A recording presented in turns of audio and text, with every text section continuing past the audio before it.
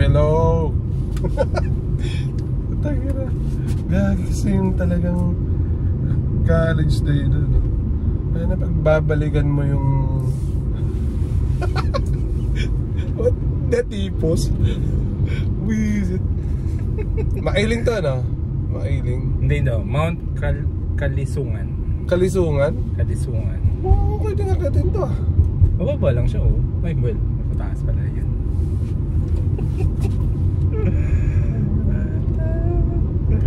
Gagi talaga. Na sarap kasi balikan talaga nung ano. Sarap balikan nung college day.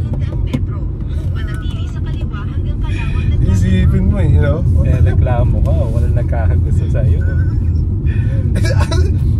Talaga naman, oh, may naging girlfriend pa ako noon, nung time na yon. Wala naman. Juicy ka lang. Oh, natipos talaga nung time na yun. Ayun na kasing kinakain kasi natin. Ikaw ba naman kainin? Tinapay eh, you know? 10 pisong tinapay, pamipi. 10 piso ba? Oo, 10 piso yun. Tapos, hindi ah. Kaliwa dyan. Tapos ano, hatiin pa natin. Hindi 10 piso yun, parang mga below 10 pesos lang yun. So bakit? Nung una, 7 lang kasi yun. 7. Tapos yun, 7. Yung pamipi na yun, pumisit na yun. Hatiin pa natin. Hapunan at saka umaga. Yun na yung breakfast. Yung pa yung hapunan. Yun yung hapunan. Yun pa yung breakfast. Tapos yung ketchup doon sa... Ayop yung ketchup na yun sa school eh. Oo, yung ketchup doon sa MFA eh. Hindi ko talagang makalimutan yung ketchup nun. Di ba lakas natin sa ketchup nun? 2 kanin, 1 itlog. Tapos ketchup, sandamak mo. Hayop yung kantin na yun.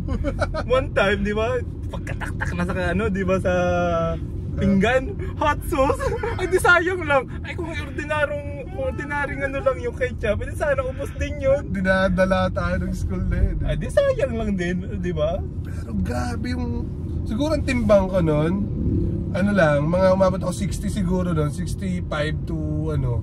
Sobrang payat ko noon, grabe. Sa akin kasi nung ano ko, nung timbang ko noon bago ako pumasok sa Meco noon, parang ano, 63 sa akin eh. 63? Mas matangkad ka noon.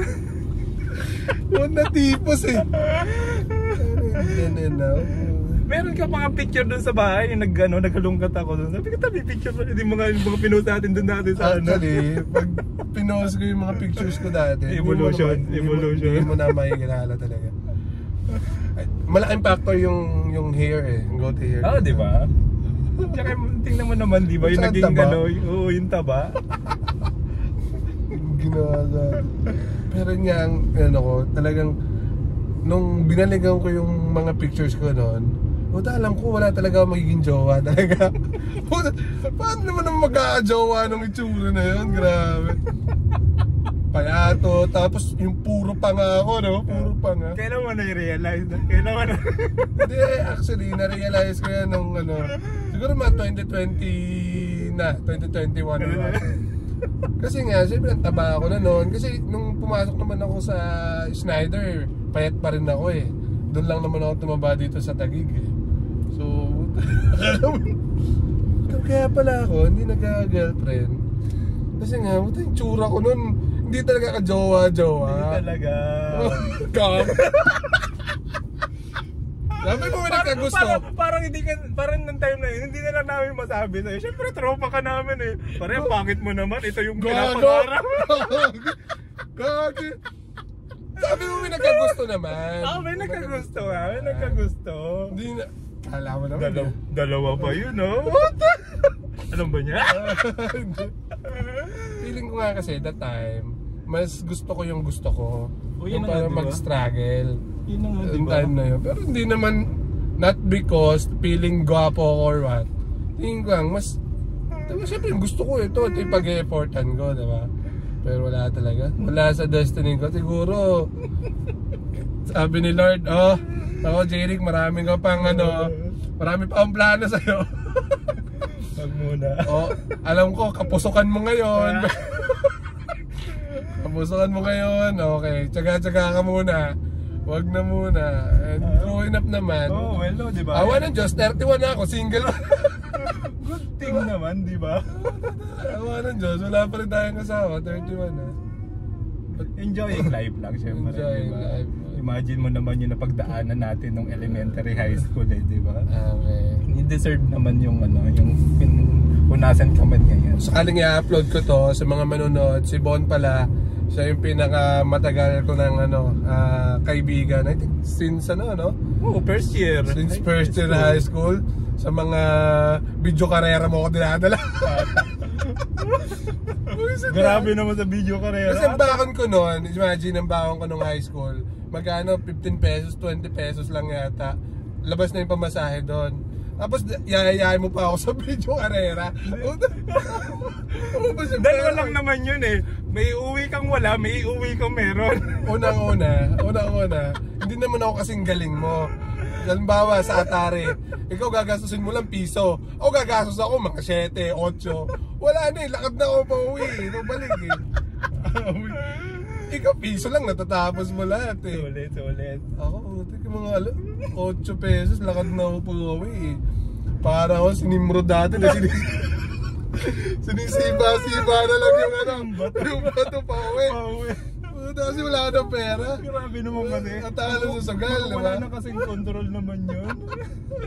Natalo sa sugal Sa sugal, lakad. Ang layo pa man din ang uuwi. Bukas yun, diba? Pero babalikan mo talaga yung college days, no? High school days.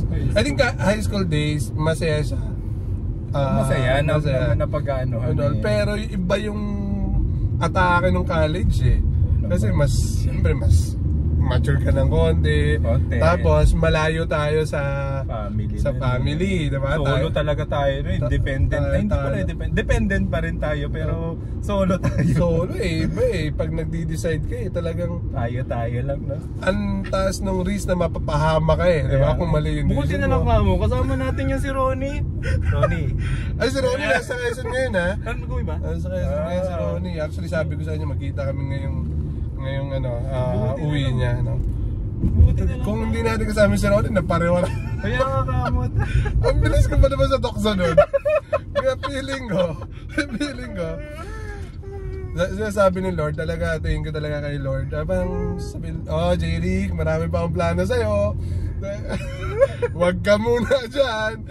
For sure, mapapawala yung buhay mo. Pero, diba? At least nakagraduate kahit pa paano nung college, kahit pa loko-loko tayo nun. I mean, hindi loko-loko yun Anong natin? AE ba?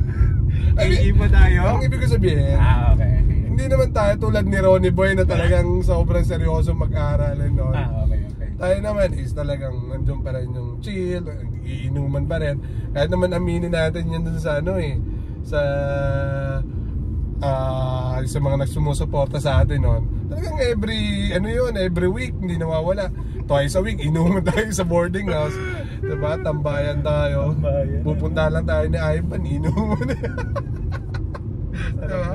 Pero diba, yung sabihin, hindi natin nakalimutan mag-enjoy nung nag-aaral tayo, which hindi natin pinagsisisihan kasi kung puro aral lang nun, grabe, sobrang hirap pa naman sa MFI before pagpuro kaya buti nga nasa electrical tayo. Siguro kung nasa ibang tayo, iba rin nagkataon lang, di ba? Yung electrical, I think solid yung electrical yung solid yung section natin that time, na talagang yung band, yung paano natin i-treat yung everyone, grabe. Kaso ngayon hindi na mabalik wala na rin yun sarili na. Sino ba bang sa atin? Wala pang asawa. Ako, si Nico, ang alam ko. Si Maala, yata wala pa diba? Siya ko tumaala. Si ba? I think si Vince, wala pa rin asawa. Sino? Si Vince Santiago ba? Parang jowa pa lang din. Hindi ko alam kung si Bana ba may asawa na Si Bana, hindi ko rin alam Pero si Felix, alam ko meron na. Si Bana wala? Wala, hindi ko na rin. Pero I mean, diba, ang sarap kung magkaka-reunion ulit tayo. Magkaka-reunion ulit college.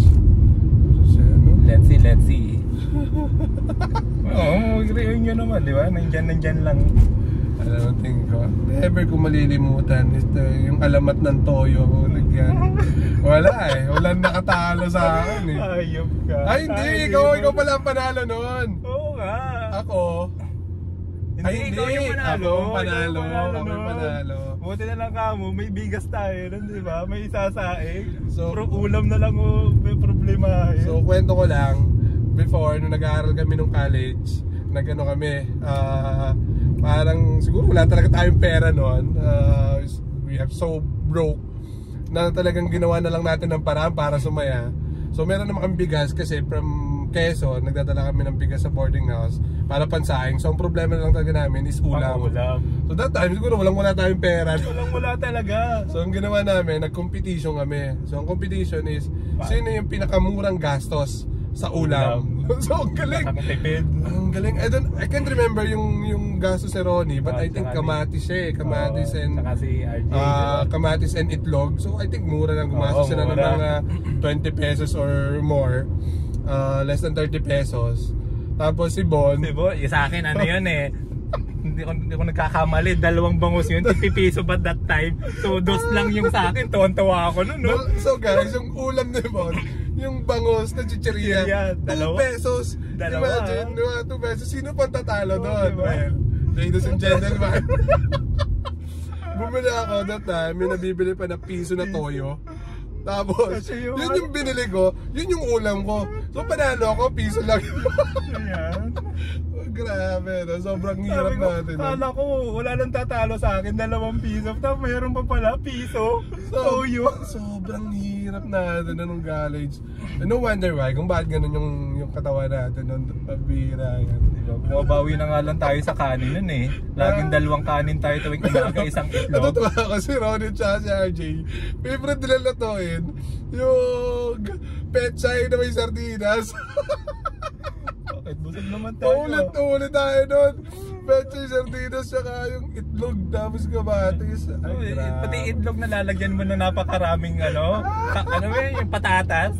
Ay, oo, patatas. Hindi ko makalimutan eh. Sabi ko, si Ronnie, lagi na lang luto, patatas na may konting itlog. Tapos hindi, di ba? Dapat itlog yun na konting patatas. Ano pa ba yung alamat natin na pagkain nun? Basta yun na naalala ko eh, basta yung pechay na may sardinas. Paborito yun. Tsaka tama ka yung patatas at tsaka yung ito. Hindi nagbabago yung menu eh. Diba? Buti na nga lang kamo si Ronnie that time medyo nakakaangat-angat, laging utang tayo kay Ronnie nun eh. Actually si RJ din. Oo, si RJ din. RJ mayaman that time, si RJ and si Ronnie. Talaga po-provide talaga sila. Tayo wala. Ako naman, thankful din ako kay shoutout to Miss Ate Joby from Nestle. Talagang sinuportahan ako. Diba? Ang laking tulong nun. Hindi lang ikaw yung tulungan, pati kami, di ba?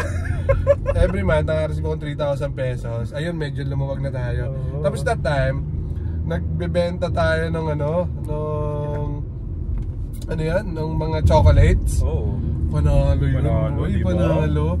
Kumikita yata ako everyday ng 70 pesos to 100 pesos by selling yung mga flat tops, Chocomalos, stick-o.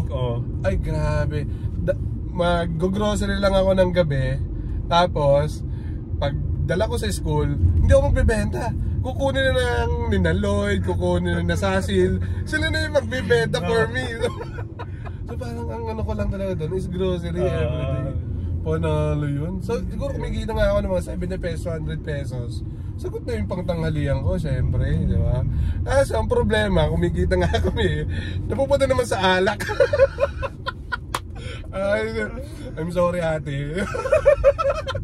Kala nyo, tinutulungan namin yung pag-aaral namin. Nagbebenta kami, kumikita kami, pambili namin ng alak at pulutan ng college. At least, di ba, masaya yung time natin nung nag-aaral tayo, hindi yung puro aral lang. Kasi nga, may mga ganyan. Akala mo nakaka-inspire eh, di ba? Nagbebenta and all, ganyan. Pag naman, pang-iinom lang din. Mini-stop. Tapos yung Michelle's yung lugaw. Sa Rosario, panalo. Solid nun. Wala na kasi dun eh. Kasi mag-order ka lang ng silog. Silog. Ang sarap nung sabaw. Tapos yung sinangag nila, panalo talaga, grabe. Wala na ngayon kasi. Wala na nga eh. Pero grabe. Silog lang eh. Nangyayari, oo nga no, dapat yun, mga top silog. Nangyayari, silog lang.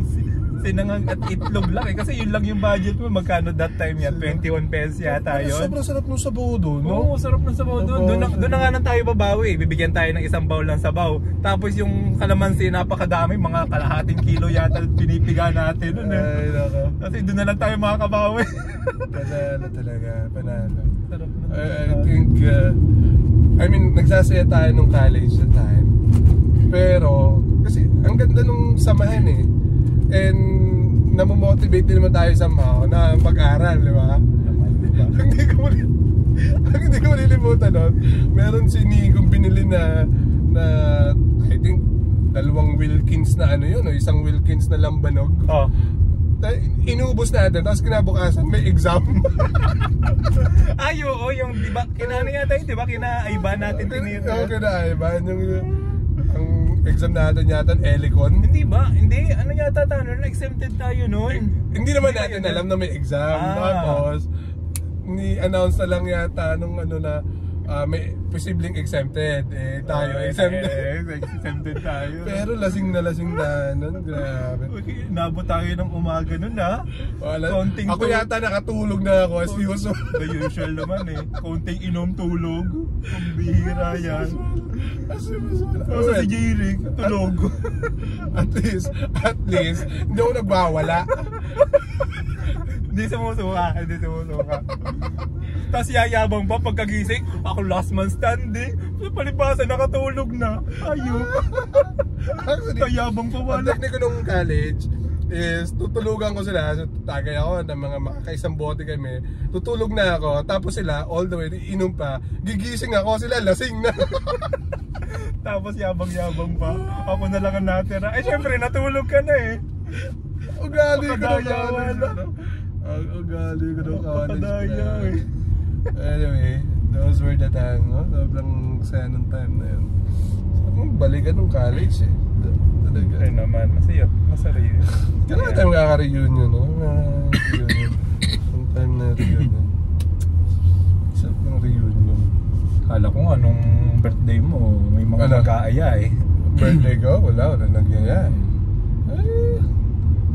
Next time ulit. Well, sa bagay. Ganda na itong bundok na to. Ito yung Makiling. Banahaw na to, no? Banahaw na yan. Panalo yung bundok, boy. Taas din pala. Parehas din pala, oh.